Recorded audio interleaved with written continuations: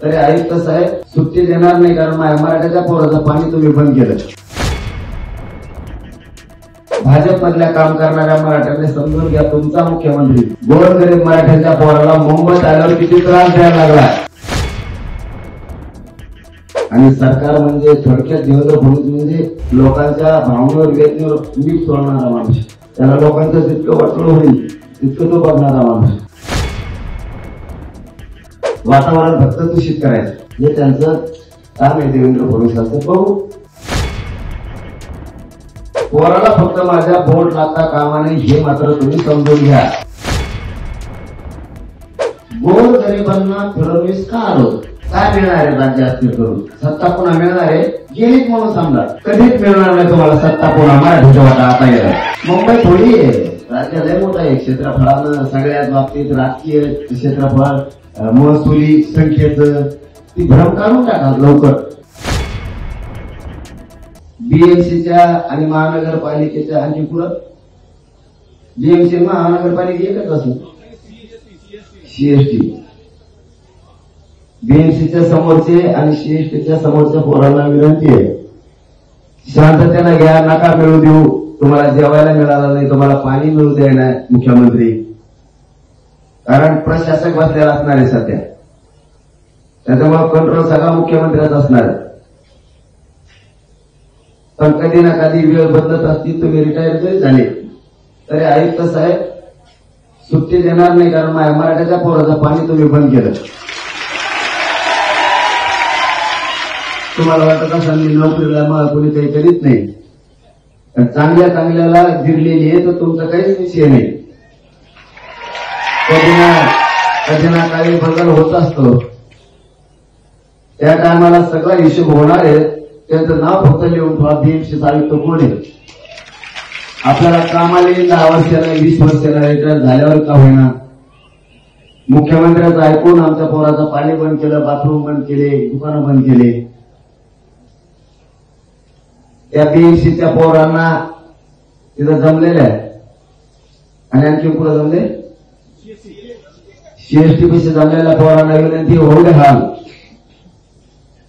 बघू किती दिवस आपले हाल करतात.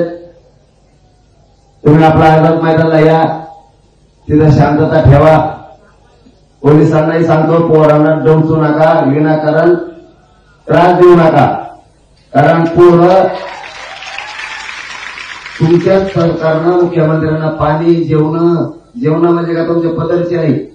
तुम्ही हॉटेल बंद करायला लावले, बाथरूम बंद करायला लावलेत म्हणून ते पोर वैतागलेत असं मला पत्रकार बांधवांनी सांगितलं. मला तर काय माहित नाही.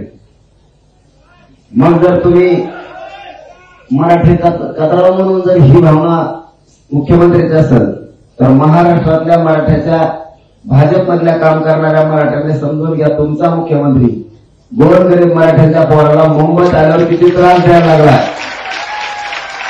पोरांचं रात्रीपासून पाणी बंद केलंय,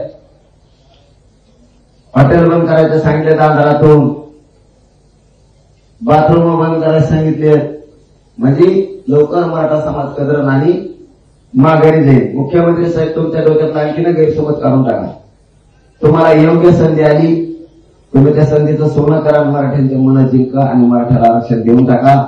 हे मराठे कधीच तुम्हाला विसरणार नाही. जेव्हा आणखीन दुसऱ्या दिवसाचा उपोषणाचा दिवस आहे, तुम्हाला शब्द देतो, आणखीन तुम्ही मराठ्यांचा संयम बघू नका, मराठ्याला वेठीच धरून त्याचं वाटोळं करू नका. तुमच्या हातात संधी आहे, संधीचं सोनं करा आणि याला द्या. तुम्हाला वाटत नाही हानीन मारी, तुमच्या आयुष्यातला सगळ्यात मोठा वाईट दिवस तेव्हा असेल तुम्ही जर पोरांना हाणलं तर तुमच्यामुळं अडचण येणार आहे.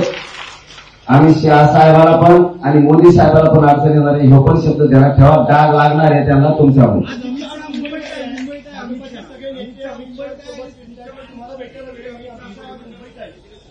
काय म्हणजे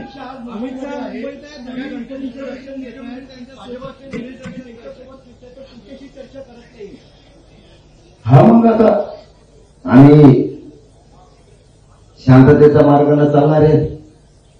आणि सरकार म्हणजे थोडक्यात देवेंद्र फडणवीस म्हणजे लोकांच्या भावनेवर वेदनेवर मीठ सोडणारा माणूस. त्याला लोकांचं जितकं वाटलं होईल तितकं तो बघणारा माणूस. हो ना, त्यांच्या संघ इंडिव्हिज्युअल सगळ्या देवदेव गणपतीचं दर्शन घेत त्या कोण केंद्रीय मंत्री आला दिल्लीवर त्यांच्यासोबत हिंडल. मराठ्याच्या मागण्याकडे वेळ नाहीये लक्ष द्यायला. मग यालाच म्हणते महाराष्ट्र देवेंद्र फडणवीसला अस्थिर करायचा, पोलिसाला लाठीचार्ज करायला लावायचा आणि मग त्यांना गणपती नाही दिसत, मग त्यांना हिंदुत्व नाही दिसत, मग देवदेवता नाही दिसत, त्यांना वातावरण फक्त दूषित करायचं. हे त्यांचं काम आहे, हे त्यांचं काम आहे देवेंद्र फडणवीसांचं. बघू पोरांनी शांत राहा. इकडे आझाद मैदानाकडे या, तिकडचा त्या बीएमसीचा सीएफसीचा रस्ता मोकळा करा, आझाद मैदानाकडे आणि गाड्या सुरक्षित लावा. धन्यवाद.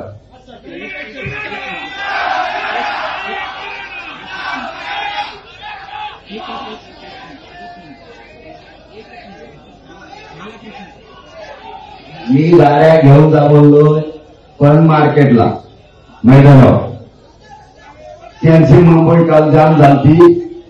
गाड्या मैदानाला नेऊन लावून मुंबई मोकळी करा, मुंबई आपली आहे. मी काय गाड्या घेऊन त्यांना उलट सांगितलं नाही तिकडे घेऊन जा गावाकडं. हे सरकारनं पसरिलं. आपल्याला मुंबई सांभाळायची, रोडवर लावलेल्या गाड्या मैदानावर लावा आणि मोकळं करा असं बोललेलं. त्याचा गैरअर्थ केला आणि मी सांगितलं की मुंबई मोकळे करा. नुसते पै माणसं चाललेली काय अडचण होती का? मुंबईत पै माणसं चालल्याने काय अडचण आहे का? गाड्या घेऊन अडचण होती म्हणून सांगितलं की गाड्या मैदानाला लावा. आणि आजही पोरांना सांगतो गाड्या मैदानाला लावा. गाड्यामुळे पॅक होईल तर मुंबई जाम होईल.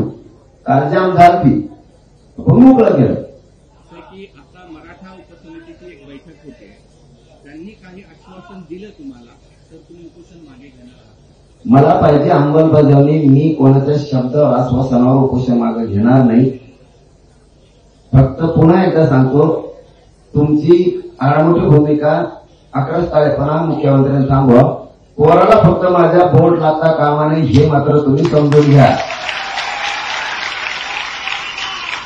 पुन्हा राज्य अस्थिर करू नका हे ध्यानात ठेवा.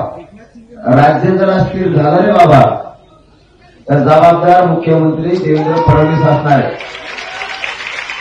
महाराष्ट्रात तुम्ही मुंबईचा विचार करता तर महाराष्ट्राचा क्षेत्रफळ खूप मोठं आहे. लोकसंख्येनं, महसूलनं, संख्येनं सुद्धा आणि राजकारणासाठी सुद्धा.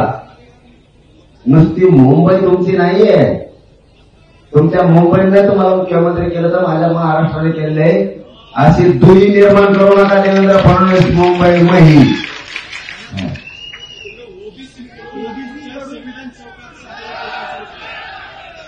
त्याचं म्हणणं आहे त्याने प्रश्नच मला विचारला.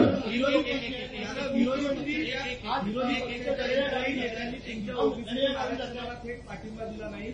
एकीकडे विरोधी पक्ष देखील ओबीसीतून आरक्षणाला पाठिंबा देत नाही आणि एकनाथ शिंदे यांनी स्पष्ट केलं होतं की कायद्याच्या चौकटीतलं आरक्षण तुम्हाला देणार नाही. महाविकास आघाडीचे नेते पण तुम्हाला पाठिंबा देत नाही. ओबीसी पाठिंबा देत नाही मग व्यासपीठावर बसले.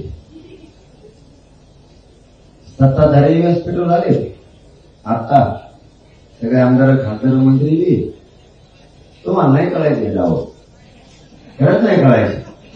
देवेंद्र फडणवीस वाटतं मिल्या गावाड्या, पण तेव्हा सगळं बुज बसल ना.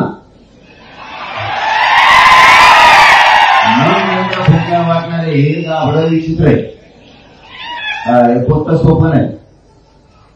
आणखी लई आहे. काही काही बिचाऱ्यांना नाही येत आहे तिथे.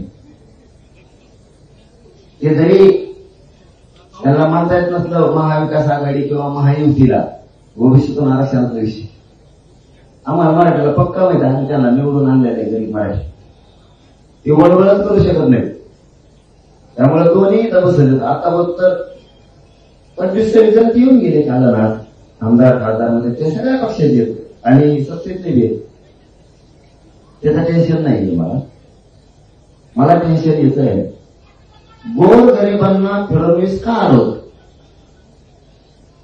काय मिळणार आहे? राज्य अस्थिर करून सत्ता पुन्हा मिळणार आहे? गेलीच म्हणून समजा.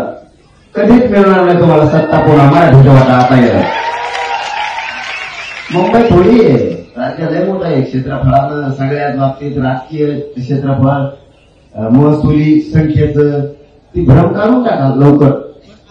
देवेंद्र फडणवीस मुख्यमंत्री आहे, एकनाथ शिंदे मुख्यमंत्री असताना छत्रपतींच्या सत्तेवर तुम्हाला आरक्षण देऊ असं सांगितलं होतं, मग त्याचं काय झालं हा प्रश्न विचार? अरे मग तेच सांगतो ना, आधी देवेंद्र फडणवीस काम करून देत नाही कोणाला. ना उपमुख्यमंत्र्याला करून देतो तू नाही, ना मंत्र्याला करून देतो, ना भाजपमधल्या मंत्र्यांना करून देतो.